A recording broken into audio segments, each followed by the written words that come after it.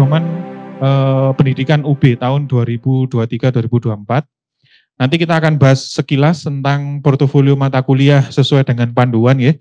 Kemudian nanti berikutnya kita mencoba menggenerate portofolio mata kuliah melalui Siado.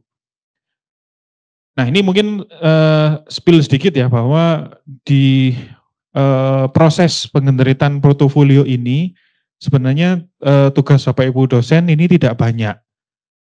Ya, hanya mengisi secara sepintas bagaimana pengamatan kelas. Masing-masing Bapak Ibu. Jadi misalkan Bapak Ibu mengampu 5 kelas gitu nggih, 5 kelas, 2 mata kuliah. Jadi Bapak Ibu harus memberikan hasil pengamatan untuk setiap kelas. Nah, itu sudah ada di Siado sebenarnya. Nah, yang banyak ini sedikit curhat ya. Ini yang banyak adalah kerjaan kaprodinya malah begitu. Karena harus menggenerate semua portofolio yang ada di setiap kelas gitu ya. Nanti kami tunjukkan juga bagaimana proses penggeneritan seperti itu. Jadi itu agenda dua agenda hari ini untuk materi yang portofolio ya. Ini sesuai dengan pedoman penyelenggaraan pendidikan UB tahun 2023-2024 bahwa manfaat portofolio ini, jadi untuk apa kita membuat portofolio? Yang pertama adalah untuk mengetahui tingkat kesesuaian materi perkuliahan dengan RPS. Jadi fungsinya portofolio itu adalah mengukur begitu nggih, bahwa apa yang Bapak Ibu sampaikan di kelas itu apakah sudah sesuai dengan RPS. Nah, makanya ini nanti ada link atau ada pengukuran antara RPS yang sudah dirancang di awal semester dengan berita acara perkuliahan. Nah, ini nanti seperti itu. Jadi mohon nanti juga ini menjadi dicermati Bapak Ibu sekalian bahwa RPS yang sudah dibuat di awal semester atau nanti yang mungkin akan dibuat ya di semester baru ini karena banyak mata kuliah yang baru, ini mohon benar-benar dilaksanakan sesuai dengan materi-materi atau bentuk pembelajaran yang ada di RPS. Kalau sifatnya di RPS adalah perkuliahan tatap muka, kemudian ceramah, ya mohon disampaikan benar-benar begitu ya, dilaksanakan sesuai dengan RPS-nya. Jadi misalkan nanti ada di RPS itu ada aktivitas lembar kegiatan mahasiswa atau tugas itu juga harus tertulis begitu ya di RPS.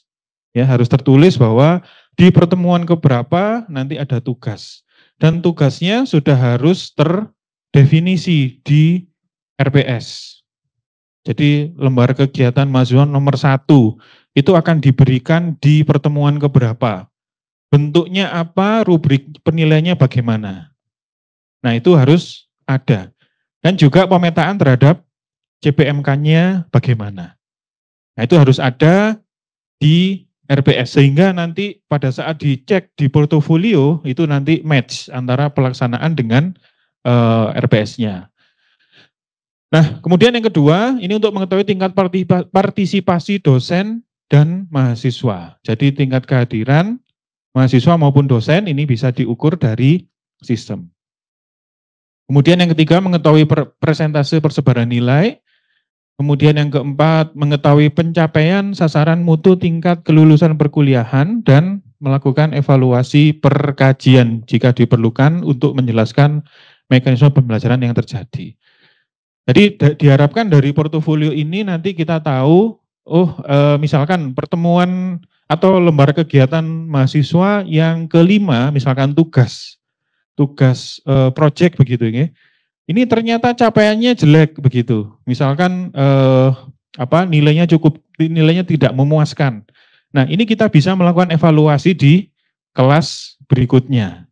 Atau Bapak Ibu bisa juga memberikan masukan di Siado bahwa LK 5 ini harus diperbaiki untuk materinya atau untuk sasarannya atau untuk outputnya itu agar bisa lebih mencapai CPMK yang diharapkan, seperti itu. Jadi ini menurut pedoman penyelenggaraan pendidikan UB tahun 2023-2024 ini yang masih berlaku, begitu nggih. Nah, berikutnya komponen portofolio mata kuliah. Jadi menurut panduan atau menurut pedoman bahwa sebenarnya dalam sebuah dokumen portofolio mata kuliah itu ada 9 poin ini, begitu nggih. Jadi pendahuluan dan tujuan perkuliahan, yang mana ini sebenarnya sudah ada di silabus, begitu nggih. Sebagian besar ini sudah ada di silabus dan RPS, jadi Bapak Ibu nggih sudah tidak perlu membuat lagi. Kemudian deskripsi tentang mata kuliah ini juga sudah ada di silabus. Kecuali yang mata kuliah yang baru ya, ini perlu kita susun. Mungkin tim penyusun kurikulum saat ini juga sedang membuat silabus yang baru dan juga RPS yang baru. Kemudian metode pembelajaran yang digunakan, apakah ceramah ataukah tugas terstruktur ataukah pembelajaran asinkronus, ini juga harus terdefinisi di dalam portofolio. Kemudian media pembelajarannya, apakah menggunakan multimedia, ataukah menggunakan modul, ataukah ada modul praktikum, begitu ya, dan seterusnya. Ini media. Kemudian evaluasi pembelajaran dengan perangkat asesmennya, evaluasi. Jadi termasuk yang Bapak Ibu setorkan, soal dan validasi soalnya pada saat akhir semester untuk UAS, atau pada saat tengah semester untuk UTS, itu juga harus sampaikan di dalam portofolio ini.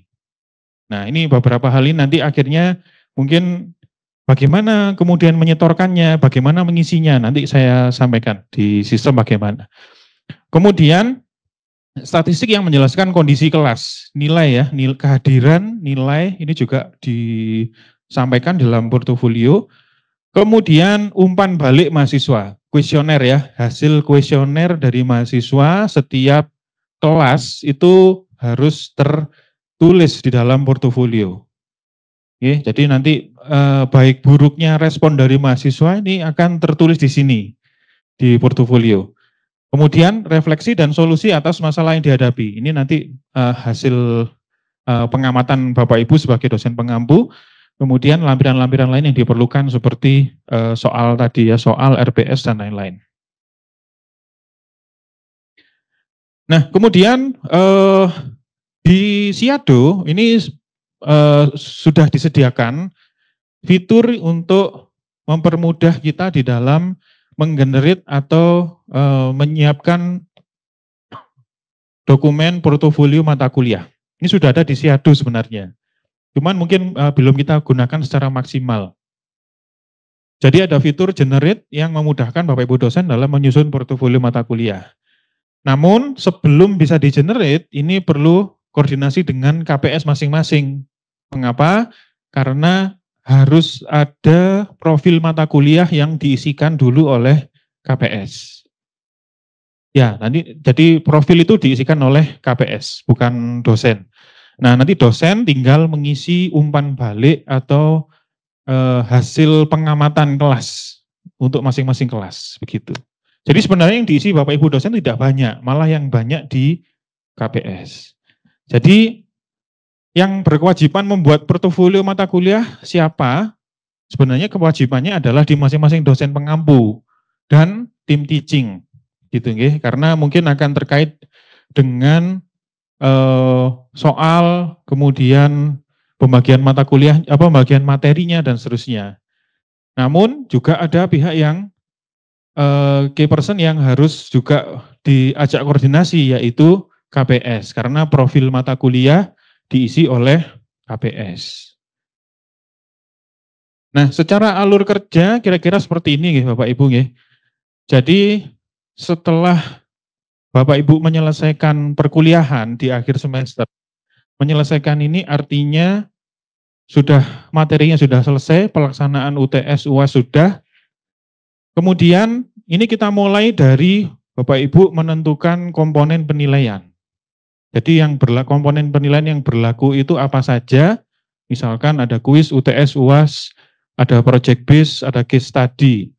Ini mohon bisa dilaporkan ke KPS supaya KPS bisa menginput komponen penilaian dan bobotnya terhadap CPL, gitu nggih. Nah, ini juga Bapak Ibu mungkin kita perlu sedikit demi sedikit memahami bahwa ke depan pada pelaksanaan OBE begitu, setiap asesmen itu harus ada bobot atau harus ada beban ke CPL. Gitu nggih, atau CPMK dalam hal mata kuliah begitu nggih. Jadi misalkan mata kuliah sistem operasi, di situ CPMK-nya apa? Misalkan ada 5 CPMK.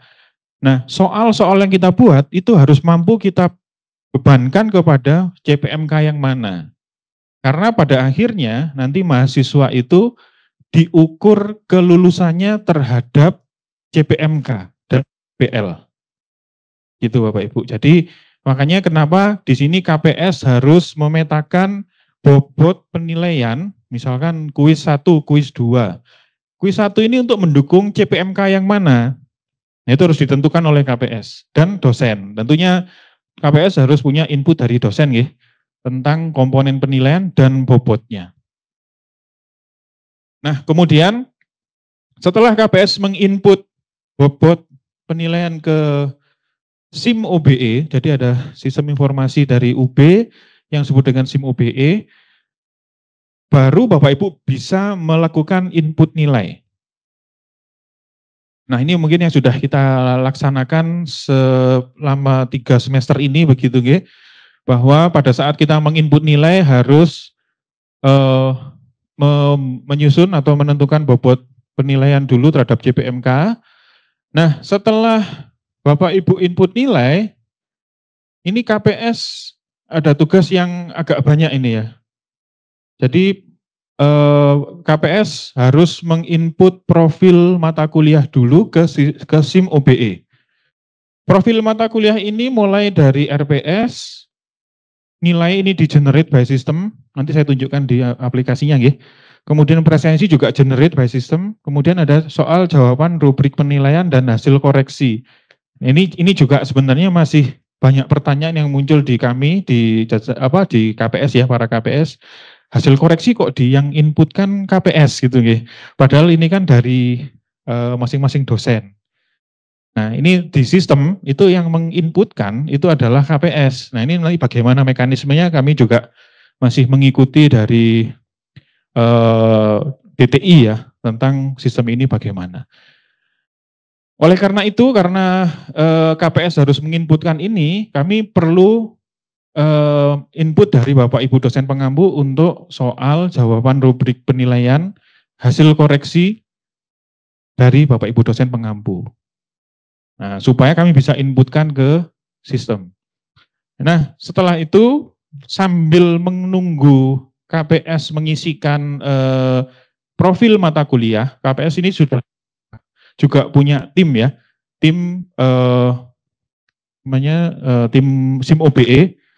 Nah, sambil menunggu profil mata kuliah dilengkapi oleh KPS, Bapak Ibu boleh mengisikan pengamatan kelas, kendala, rekomendasi perbaikan di setiap kelas mata kuliah yang Bapak Ibu ampu.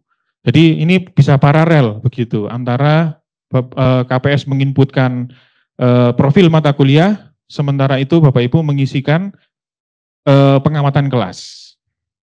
Nah, setelah profil mata kuliah diinputkan oleh KPS, baru kita bisa menggenerate portofolio ya secara otomatis. Jadi ini semuanya dilakukan secara otomatis.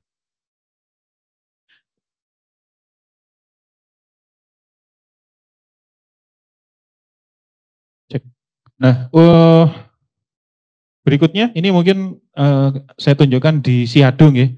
Jadi di Siado kalau Bapak Ibu buka jadwal mengajar dan nilai kelas, di setiap mata kuliah, di situ ada 2 tombol, profil mata kuliah dan portofolio mata kuliah.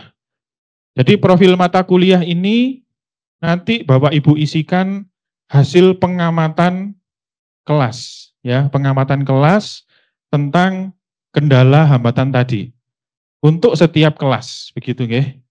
Nah, kemudian yang sebelah kanan, portofolio mata kuliah, ini baru bisa digunakan apabila KPS sudah melengkapi profil mata kuliah. Gitu. Jadi sebenarnya tugas Bapak Ibu tinggal yang bisa dikerjakan dulu ya, yang profil mata kuliah di semester genap 2023-2024. Ini dulu dilengkapi, Jadi isinya kalau diklik kan munculnya seperti ini ya. Nah ini ya, pengamatan kelas, kendala, rekomendasi perbaikan. Ini tiap kelas.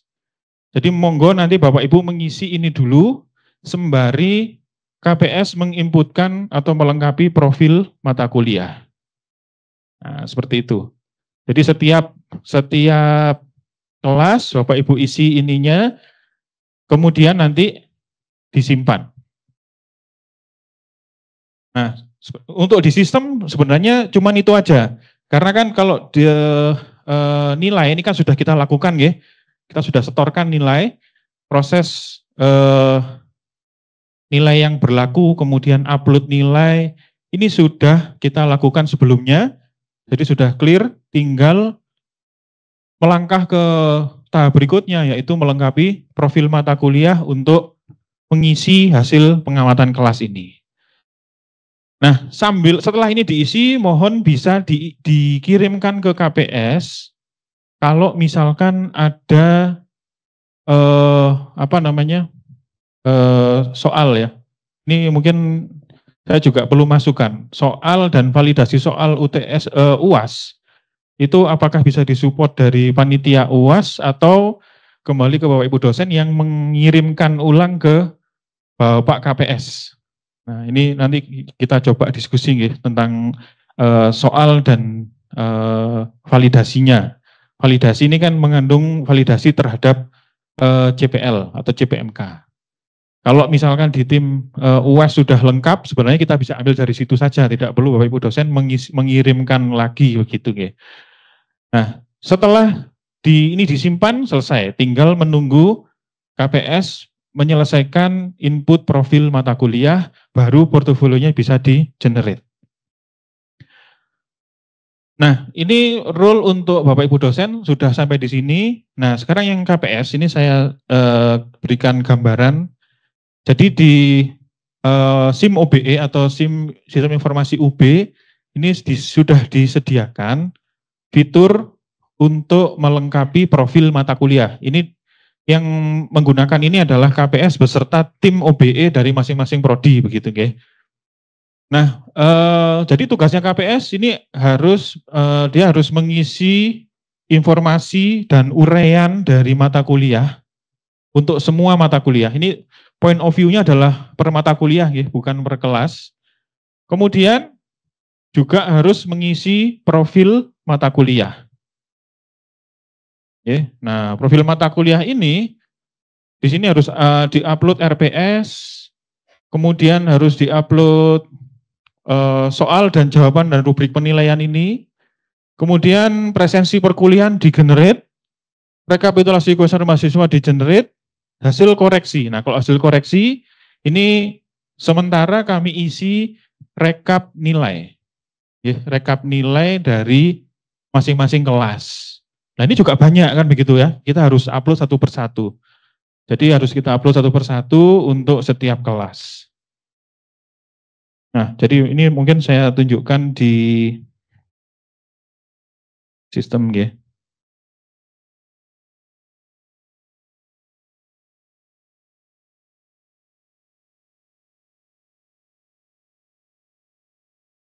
Jadi tadi ya ada belum.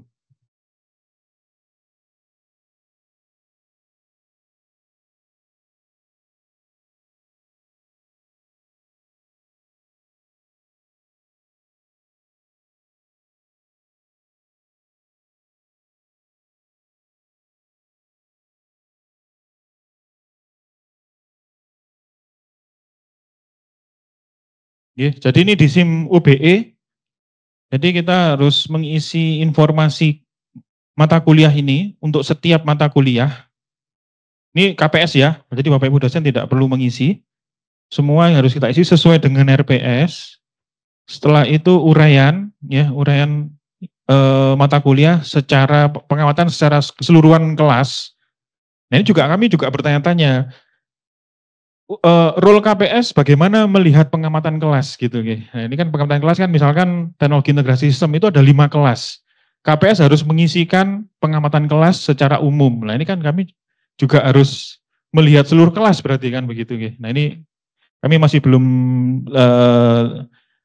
tahu bagaimana isinya, namun coba kami isi dulu. Kemudian ada profil mata kuliah yang tadi tentang RPS dan dokumen-dokumen pendukungnya. Nah, setelah diisikan, nanti portofolionya, jadi portofolio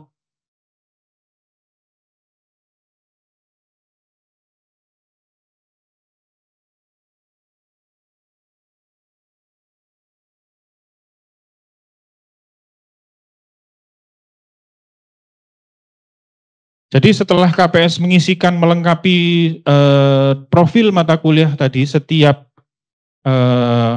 mata kuliah, baru Bapak Ibu dosen, jadi ini saya role sebagai dosen ya, baru saya bisa melihat portofolio mata kuliah, baru bisa di-generate seperti itu. Nah, ini isinya, mungkin Bapak Ibu bisa ini juga ya nanti. Jadi isi portofolio itu adalah satu mata kuliah dan seluruh kelas. Di sini kebetulan ada 5 kelas A, B, C, D, E, pengampunya ini sudah otomatis di generate by system ya. Setelah KPS mengisikan tadi profil mata kuliahnya, ada deskripsi mata kuliah, tujuannya, CPMK sudah diisikan semua. Kemudian bentuk pembelajaran, metode, materi, peserta ini sudah dihitungkan oleh sistem. Kemudian ada persentase kehadiran ini sudah juga otomatis by system.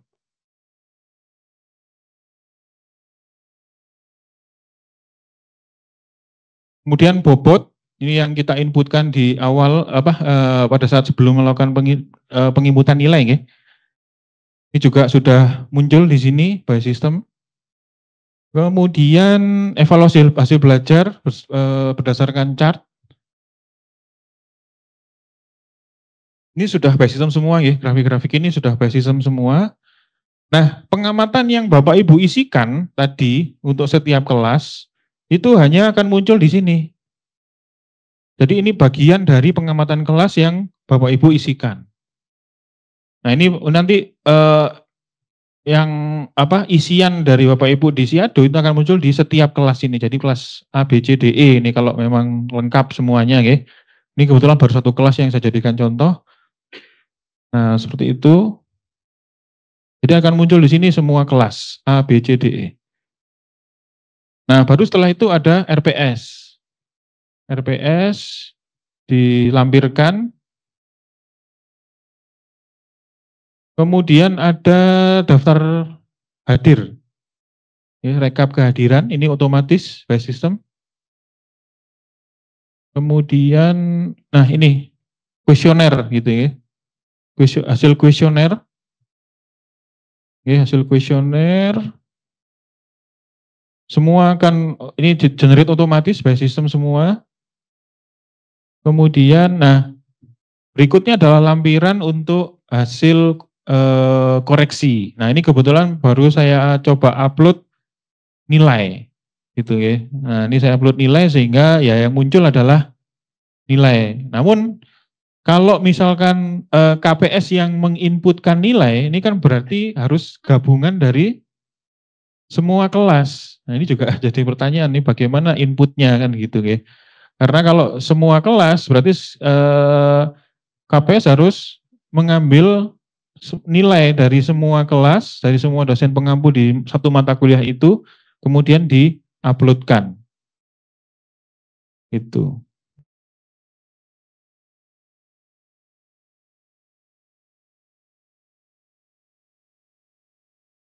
Oh iya. Ya, gimana Pak?